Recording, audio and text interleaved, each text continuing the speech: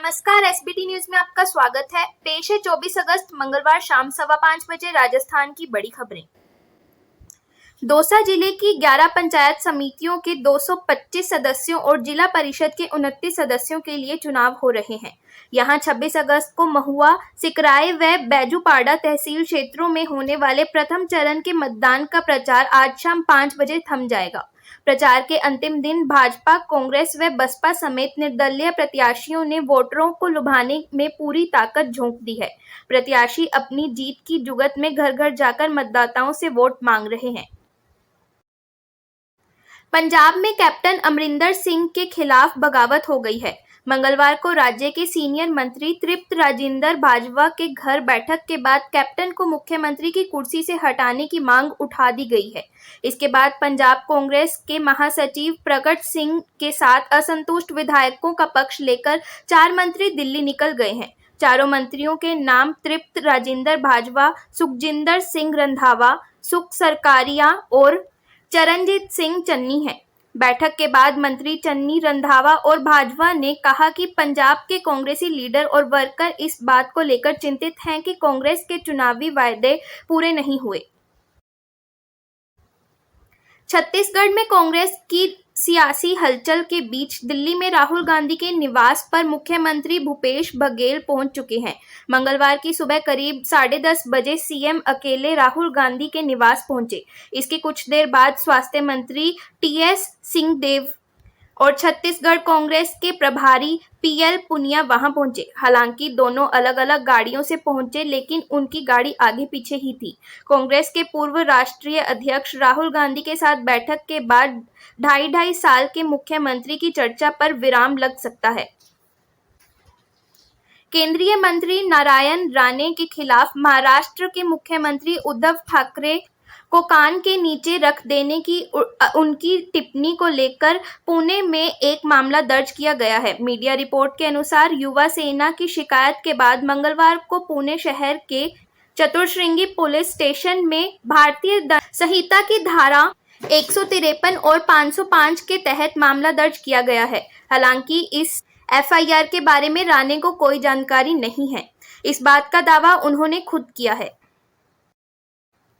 कोविड-19 महामारी के चलते अपने माता या पिता या दोनों को खो चुके छात्र छात्राओं की पढ़ाई जारी रखने को लेकर दिल्ली सरकार ने राजधानी के स्कूलों को निर्देश जारी कर दिए हैं। दिल्ली सरकार के शिक्षा निदेशालय द्वारा सोमवार को जानकारी साझा करते हुए कहा गया, कोविड-19 या किसी अन्य के कारण से अपने पेरेंट्स को खोने वाले बच्चों को थोड़ी राहत देने के लिए दिल्ली सरकार ने स्कूलों को यह सुनिश्चित करने का निर्देश दिया है कि ऐसे छात्रों की उसी स्कूल में पढ़ाई जारी रखी जाए जहां वे पढ़ रहे हैं और उनके लिए फ्री एजुकेशन की व्यवस्था की जाए।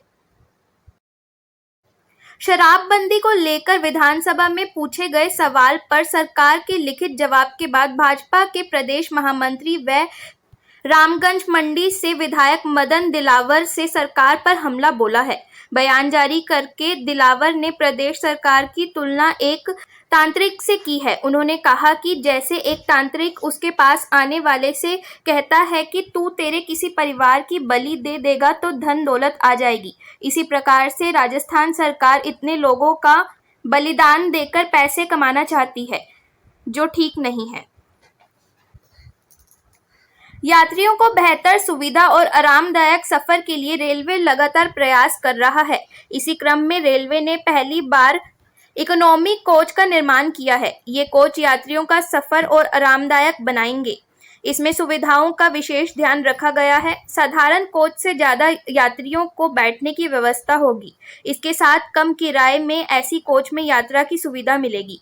उत्तर मध्य रेलवे ने सबसे पहले यह कोच आगरा होकर गुजरने वाली प्रयागराज जयपुर एक्सप्रेस में लगाए जा रहे हैं।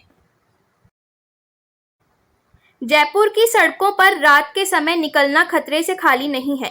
यहाँ सड़कें अब रात में सुरक्षित नहीं हैं। रात में यहाँ तेंदुए शिकार की तलाश में घूम रहे हैं। ये घरों में घुसकर शिकार कर रहे हैं। ऐसा ही एक ताजा वीडियो आमेर इलाके से सामने आया है। आमेर में सागर रोड पर एक मकान में घुसकर तेंदुआ बछड़े का शिकार कर ले गया है। कॉलोनी में करीब 3 घंटे तक रात को तेंदुआ मंडराता रहा। लोगों में तेंदुए के कारण दहशत का माहौल है। इसका वीडियो स्थानीय लोगों ने सोमवार को मीडिया को भेजा। कोरोना वायरस संक्रमण के नए मामले इस समय देश में कम हो रहे हैं। वहीं लोगों को कोरोना संक्रमण से बचाने के लिए बड़े स्तर पर टीकाकरण अभियान चल रहा है। अभी तक कोविन पोर्टल से वैक्सीन लगवाने का स्लॉट या अपॉइंटमेंट बुक किया जाता है, जिसमें कई बार स्लॉट खाली मिलने का इंतजार करना पड़ता था। इसे लेकर अब सरकार ने स्लॉट बुकिंग को और आसान बना दिया है। अब लोग व्हाट्सएप से भी टीकाकरण के लिए स्लॉट बुक कर सकेंगे। वायु प्रदूषण भारत के लिए आज एक बड़ी समस्या है। देश की एक बड़ी आबादी आज दूषित हवा में सांस लेने को मजबूर है। देश भर में सालाना करीब 10 लाख लोगों की मौत जीवाश्म ईंधन जनित वायु प्रदूषण के कारण हो रही है। इसका हमारी अर्थव्यवस्था पर भी गहरा असर पड़ रहा है। वायु प्रदूषण की वजह से देश की जीडीपी को 5 से 6% तक अतिरिक्त बोझ उठाना पड़ रहा है। जाहिर है, सरकारों के लिए भी वायु प्रदूषण एक बड़ी समस्या बन गई है। पाली जिले के सोजत कस्बे में बिल्डिंग बायलॉज को ताक पर रखकर बनाई गई बहुमंजिला इमारत के मामले में जिला प्रशासन के दखल के बाद आखिरकार सोजत प्रशासन ने रिपोर्ट सौंप दी है। इसमें स्पष्ट हो गया है कि बिल्डिंग मालिक ने स्थानीय व जिला प्रशासन को गुमराह कर 8 मंजिला व्यावसायिक इमारत खड़ी कर दी। खास बात यह है कि यहां पर ग्राम पंचायत से स्वीकृति तो मकान निर्माण की ली थी, लेकिन पंचायत से कुछ ही दूरी पर बहुमंजिला इमारत खड़ी कर दी। फिलहाल इस बुलेटिन में इतना ही। फिर हाजिर होंगे और बड़ी खबरों के साथ।